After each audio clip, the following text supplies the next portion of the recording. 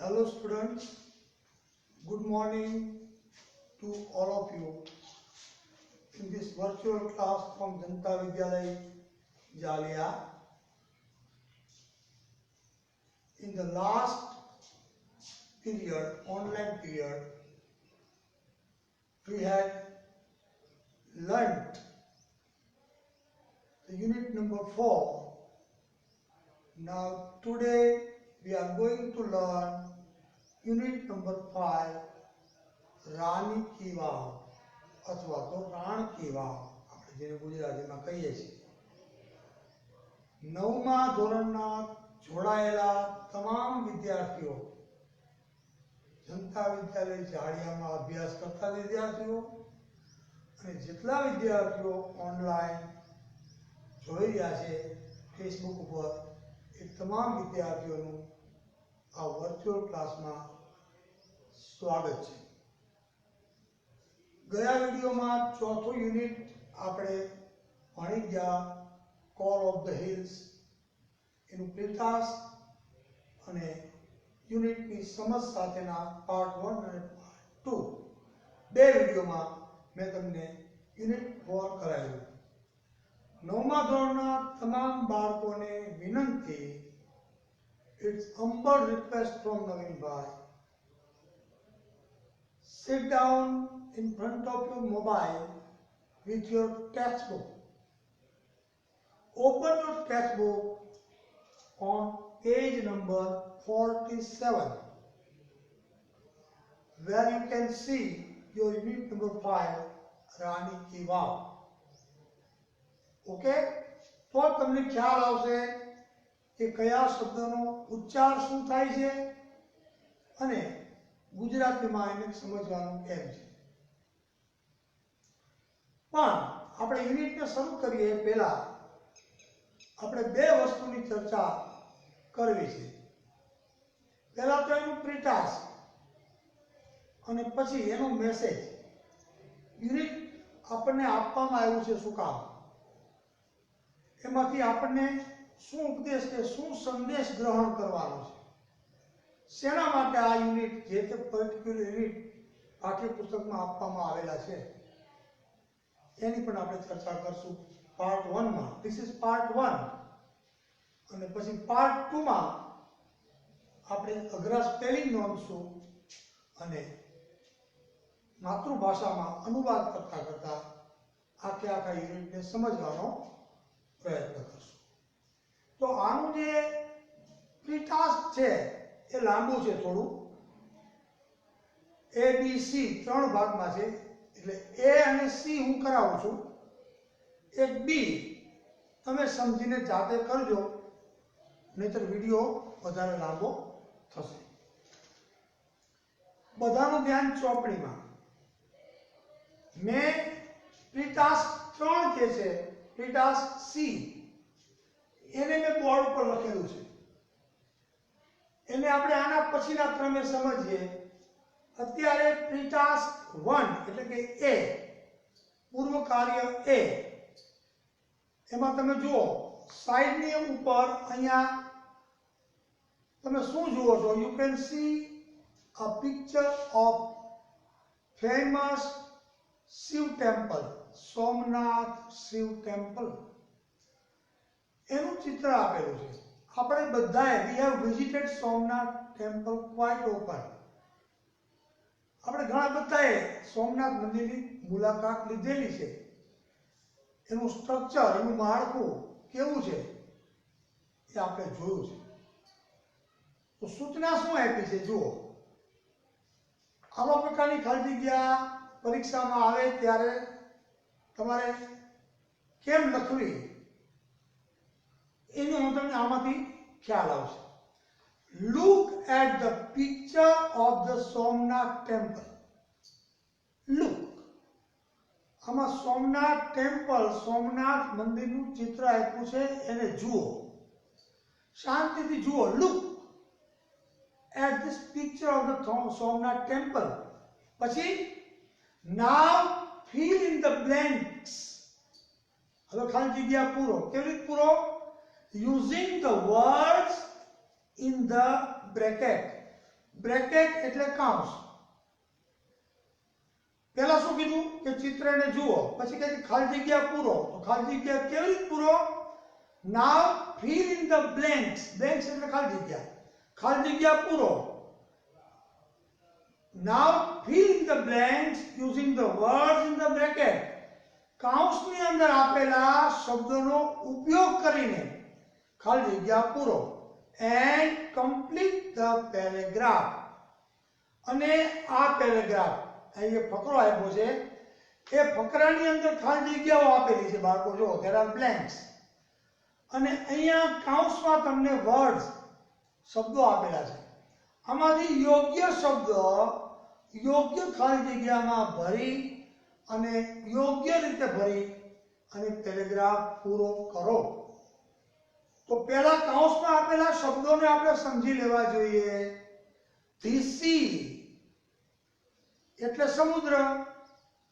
પછી કાર્ડ એટલે કોતરણી કરેલું હોય એવું, જેના ઉપર કોતરણી કરવામાં આવી હોય એવું. પછી એન્ચાન્ટિંગ એટલે કેવું? સુંદર, નયનરમ્ય. મેજેસ્ટિક એટલે ભવ્યતાથી ભરપૂર, ભવ્ય એટલે મેજેસ્ટિક. સોમનાથ તો નામ છે. પછી ફ્લેગ, ફ્લેગ એટલે ધ્વજ, જે મંદિરની ઉપર અહીંયા દેખાય છે આપણને. ત્યાર પછી પિલર્સ એટલે સ્તંભો, થાંભલાઓ. પછી પીક, પીક એટલે શિખર. અને રૂફ એટલે છાપરૂપ. આટલા શબ્દોનો ઉપયોગ કરીને આપણે પેરેગ્રાફને પૂર્ણ કરવાનો છે. That is our task number 1. It's easy. હું વાંચું છું, મારી સાથે તમે જોડાજો અને જોતા જજો. This temple of blank is a great architectural example of the Hindu temples. જેટલા હિન્દુઓના મંદિરો છે એમાં શિલ્પ સ્થાપત્યની દ્રષ્ટિએ નમૂનારૂપ મોટું ઉદાહરણ કહી શકાય એવું આ મંદિર છે. કયું મંદિર છે? This temple of Somnath. તેની ખાલી જગ્યામાં This temple of Somnath is a great architectural example of the Hindu temples. તેની ખાલી જગ્યામાં શું કરશું? સોમનાથ. આર્કિટેક્ચરલ એટલે સુંદર શિલ્પ સ્થાપત્યથી ભરપૂર સુંદરતા વાળું ઉદાહરણરૂપ સાબિત થાય એવું. પછી ધી બ્લેન્ક ઇઝ કોલ્ડ શિખર. ગુજરાતીમાં આપણે શિખર કહીએ છીએ. શિખર તરીકે કોણ ઓળખાય છે? Peak. The peak is called શિખર. તો અંદરથી તમારે પીક શબ્દ છે એ લઈ લેવાનો છે. આગળ, this blank is also known as steeple or dome. તો ત્યાં શું લેશું? This roof is also known as steeple or dome. The temple faces east and has a big central hall with 3 entrances. તમે સોમનાથના મંદિરે ગયા છો, પૂર્વ તરફનું મુખ છે એનું, અને મોટો સેન્ટ્રલ હોલ છે જેના 3 પ્રવેશ દ્વાર છે. અલગ અલગ જગ્યાએથી તમે મંદિરમાં પ્રવેશ કરી શકો છો. એન્ટ્રન્સીસ એટલે પ્રવેશ દ્વાર. It has richly carved doorways.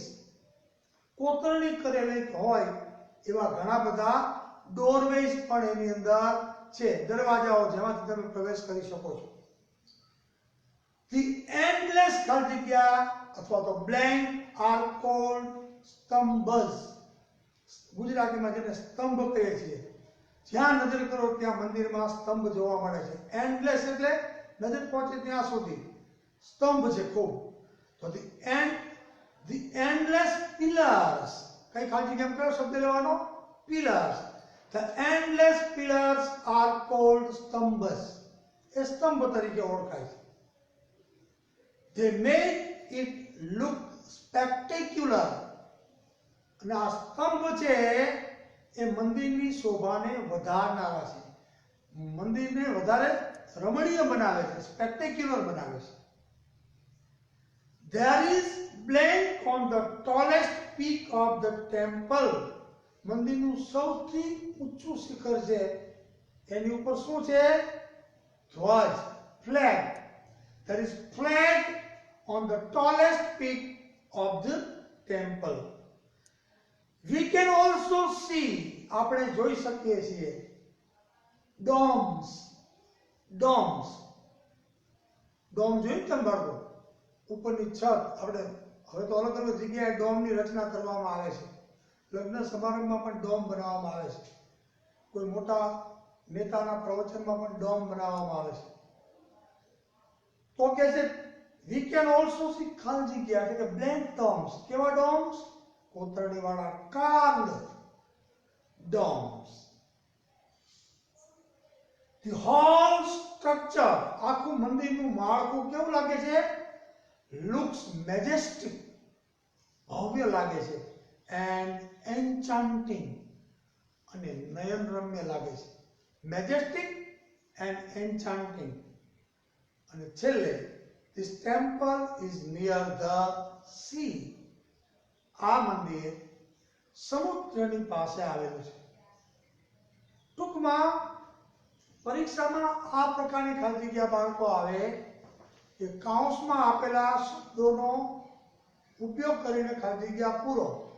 તો પેરેગ્રાફ તમારે વાંચવો પડે. You have to go through the passage. You should try to understand the passage. You should think twice. Then you should fill up the blanks so that you may not make any mistake in filling the blanks properly.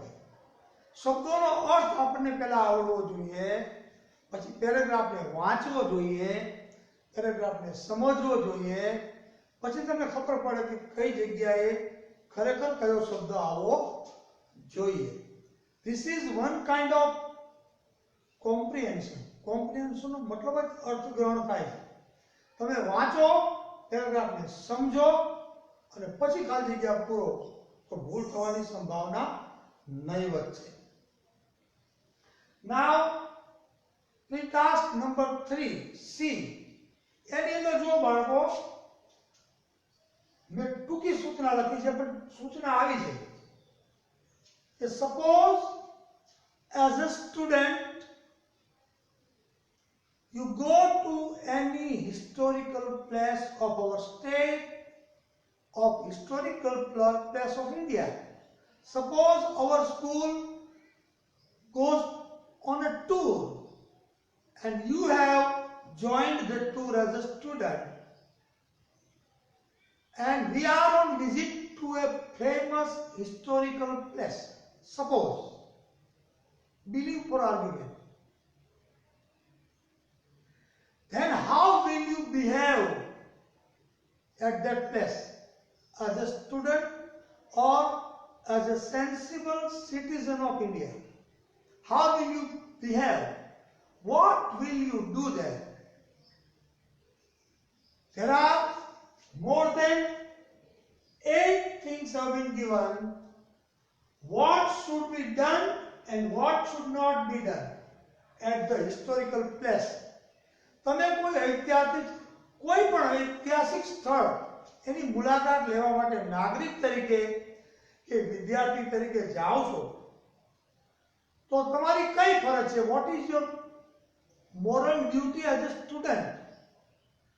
તમે historical place ઉપર જાઓ છો, ઐતિહાસિક સ્થળની મુલાકાત ઉપર છો, શાળા તમને ટૂરમાં લઈ ગઈ છે, એવા સમયે તમારે શું કરવું જોઈએ અને શું ન કરવું જોઈએ? તો અંગ્રેજીમાં એવા પ્રકારના વાક્યો આમાં આપેલા છે સૂચનાના સ્વરૂપમાં કે શું કરવું જોઈએ, what should we do and what should not be do.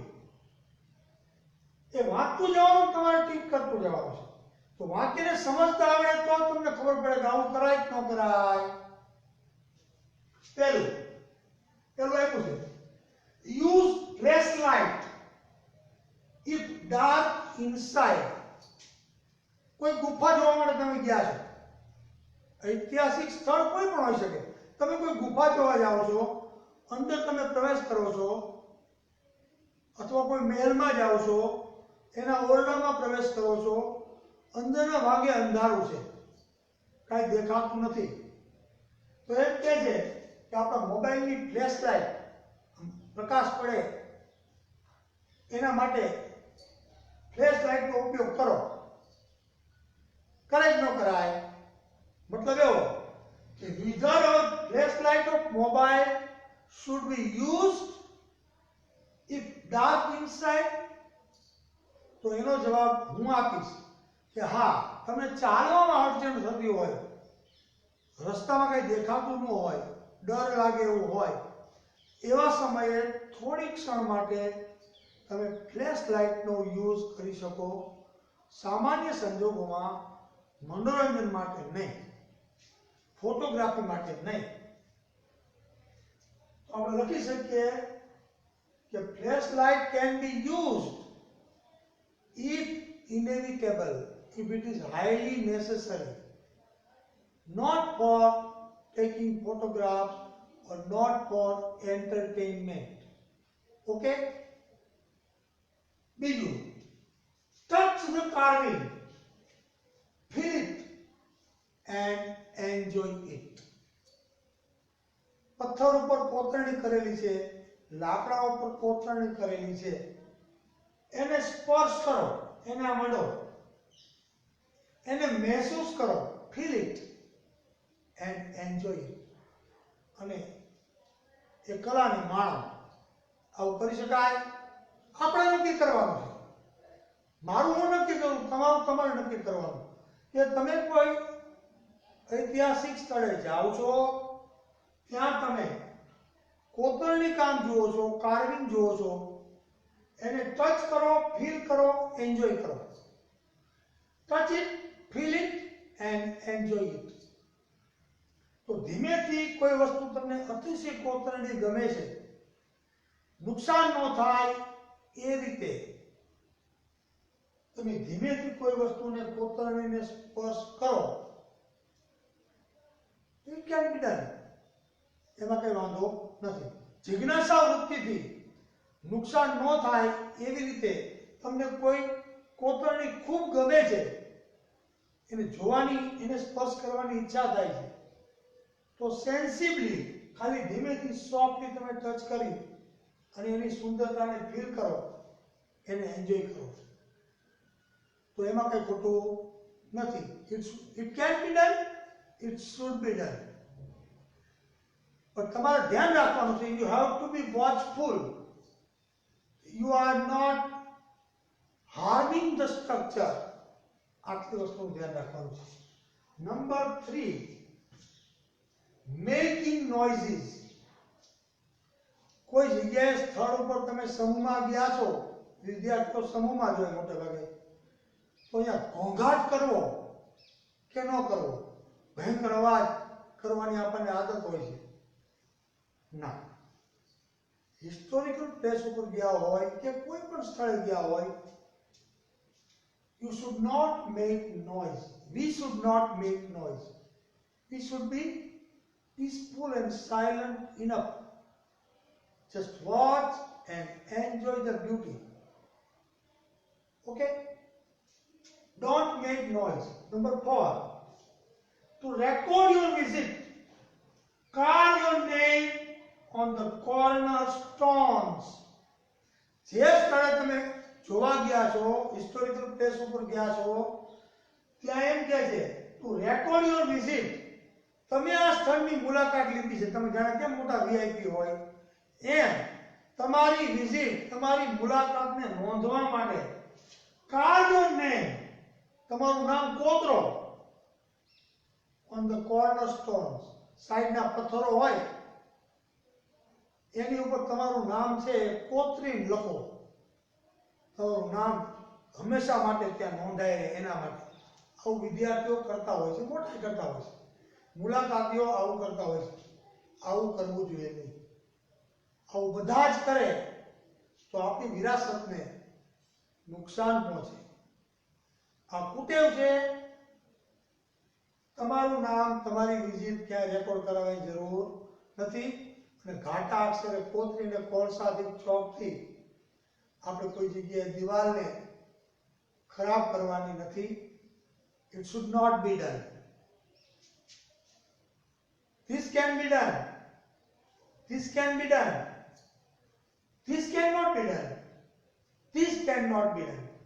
Should not be done. Cannot be done. Number 5. Keep the place clean. જે જગ્યાએ તમે ગયા છો, જેટલો સમય તમે ત્યાં રોકાઓ છો, એ સ્થળને ચોખ્ખું રહેવા દો. તમે સાથે નાસ્તો લઈ ગયા છો, આજુબાજુમાંથી નાસ્તો ખરીદો છો, તો નાસ્તો કરવાની છૂટ, ભૂખ્યા થયા છો, પણ કચરો તમે જ્યાં ત્યાં એ તમારા ઐતિહાસિક સ્થળની આજુબાજુ એના પટાંગણમાં અંદરના ભાગે પ્લાસ્ટિકનો કે કાગળનો કચરો ફેંકો નહીં. બધા જ વિઝિટર્સ આવું કરી શકે તો એ જગ્યા હંમેશા ચોખ્ખી રહે. નહીંતર હજારો મુલાકાતીઓ આવતા હોય તો જગ્યાની હાલત શું થાય? You can understand. So keep the place clean. It should be done. આવું થવું જોઈએ. સ્થળને, હિસ્ટોરિકલ પ્લેસને ચોખ્ખી રાખવામાં મદદરૂપ બનો. તમે તો એને ગંદી ન કરો, તમે તો કચરો ન ફેંકો, પણ કોઈ ફેંકતું હોય તો એને રોકો અથવા એનો કચરો લઈને ડસ્ટબિનમાં નાખી દો. આવું તમે કરી શકો. It should be done. Keep the place clean. Number 6. Listen to the guide carefully. This is very important.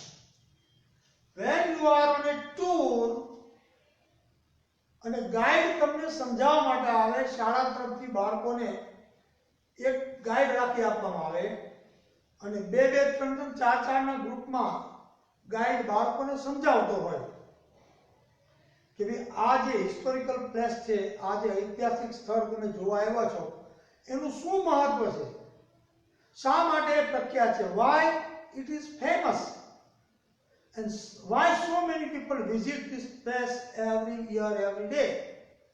આટલા બધા મુલાકાતીઓ આ સ્થળની મુલાકાતે શા માટે આવે છે, એવું ઐતિહાસિક મહત્વ શું છે આ સ્થળનું, અહીંયા શું બનેલું, એનું આખો તમને હિસ્ટોરિકલ ચિતાર ગાઈડ શાંતિથી સમજાવતો હોય ત્યારે એને શાંતિથી લિસન, શાંતિથી ધ્યાનપૂર્વક સાંભળો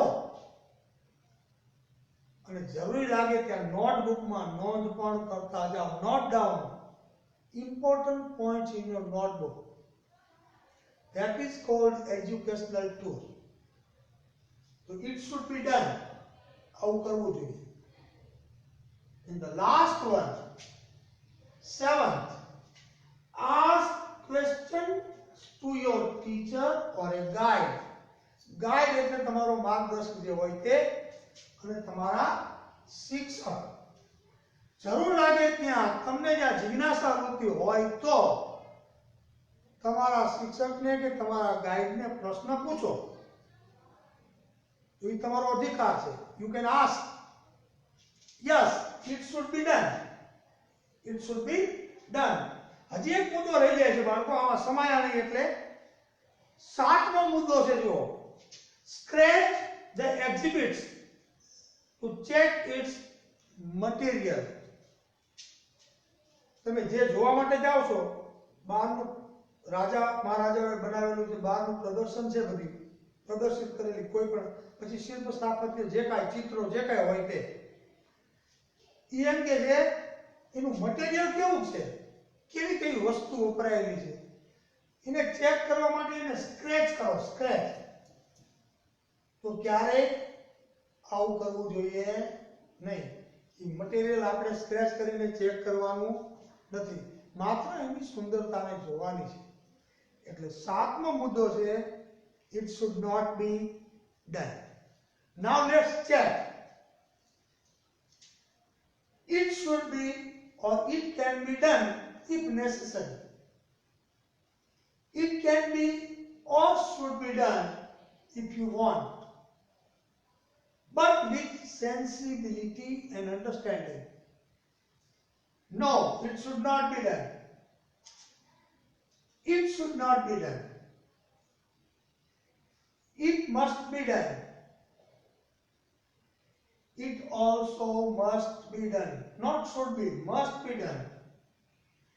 It must be done or it should be done. And number 7, it must not be done. So this is the pre-task of your unit number 5, Rani Ki Vav. Okay? Now let's try to understand the true message of unit number 5. Rani ki વાવનું unit 9મા ધોરણના અંગ્રેજીના પાઠ્યપુસ્તકમાં છે. શું કામ છે? એ શું કામ મૂકવામાં આવ્યો છે? અને એ કે બીજો કોઈ પણ પાઠ પસંદ કરી શકાયો હોત. બસ એ જ આપણો મેસેજ. આનો જવાબ, આ મારા પ્રશ્નનો જે જવાબ છે એ જ આ યુનિટનો મેસેજ, કે બાળકોને સમજમાં આવે કે વાવ કોને કહેવાય, વાવ કોને કહેવાય અને રાણકી વાવ ક્યાં આવેલી છે, રાણકી વાવ કોણે બંધાવેલી છે, ક્યારે બંધાવેલી છે, રાણકી વાવની વિશેષતાઓ શું છે, એને વૈશ્વિક વારસામાં સ્થાન ક્યારે મળ્યું છે, શું કામ મળ્યું છે, અને આ વાવ બંધાવવા પાછળનો હેતુ શું હતો, આ બધી બાબતો આપણું એક મોટું હિસ્ટોરિકલ પ્લેસ, એનું મહત્વ બાળકો સમજે, પાઠ દ્વારા ભણે, ક્યારેક રાણકી વાવની મુલાકાત લે, એમાંથી એને પ્રેરણા મળે, get inspire to visit any other historical places of Gujarat and India. આમાંથી તમને આ પ્રેરણા મળે બાળકો. એક કોઈ હિસ્ટોરિકલ પ્લેસ વિશે તમે જાણો, એની સુંદરતા વિશે જાણો, તો બીજી વખત તમને આવા બીજા કોઈ ઐતિહાસિક સ્થળની મુલાકાત લેવાની ઈચ્છા થાય, પ્રેરણા મળે, અને તમે બીજા લોકોને, બીજા માણસોને કહી શકો કે અમારા રાજ્યમાં આવું એક સુંદર મજાનો હિસ્ટોરિકલ પ્લેસ છે, એની આવી આવી આવી આવી સુંદરતા છે, એ તમે બીજા સુધી મેસેજ કન્વે કરી શકો, અને જાજા લોકો સુધી, ખાસ કરીને તમારામાં બાળકોમાં આ વિશે જાગૃતિ આવે. એટલા માટે આ યુનિટ આપણા પાઠ્યપુસ્તકમાં મૂકવામાં આવ્યું છે. એટલે મેસેજ શું કહેવાય, તો કે બાળકો આપણી વિરાસત, આપણા સાંસ્કૃતિક વારસા વિશે, કલ્ચરલ હેરિટેજ વિશે અવગત થાય, એના વિશે જાણવાની જિજ્ઞાસા રાખે, અને બીજા લોકોને, એના નાના ભાઈ બહેનોને આ વસ્તુ વિશે જાણવા માટે એ જિજ્ઞાસા પ્રેરે. એક મેસેજ તમારા મગજમાં આવે કે આપણી ઐતિહાસિક વિરાસત કેવી છે, કેવી માણવા જેવી છે, આપણા રાજા મહારાજાઓ કેવા હતા, આટલા સમય પહેલા એના વિચારો કેવા ઉમદા હતા, એ કેટલું લાંબુ વિચારી શકતા હતા, એમાંથી પણ આપણને કંઈક આઈડિયા આવે કે આટલા સમય પહેલા જો રાજાઓ દીર્ઘદ્રષ્ટિથી વિચારી શકતા હોય, લોંગ વિઝનથી વિચારી શકતા હોય, તો આપણે કેમ ન વિચારી શકીએ? આવો એક દ્રષ્ટિકોણ મળે આપણને, એવો પણ એક મેસેજ આ યુનિટમાંથી આપણને પ્રાપ્ત થાય છે. This is the moral or the message of the unit. Now, in the second video, we will try to understand the unit by noting down the difficult words, and we will try to understand the unit with Gujarati explanation. તો આ unit number 5 નો part 1 પહેલો video એની હું અહીંયા સમાપ્તિ કરું છું. નવા વિડીયોમાં યુનિટ 5 પાર્ટ 2 એમાં થોડી ક્ષણોમાં ફરી મળીએ છીએ. 10 મિનિટ પછી બીજા વિડીયોમાં ફરી મળીએ. ત્યાં સુધી નવીનભાઈના નમસ્કાર. આવજો.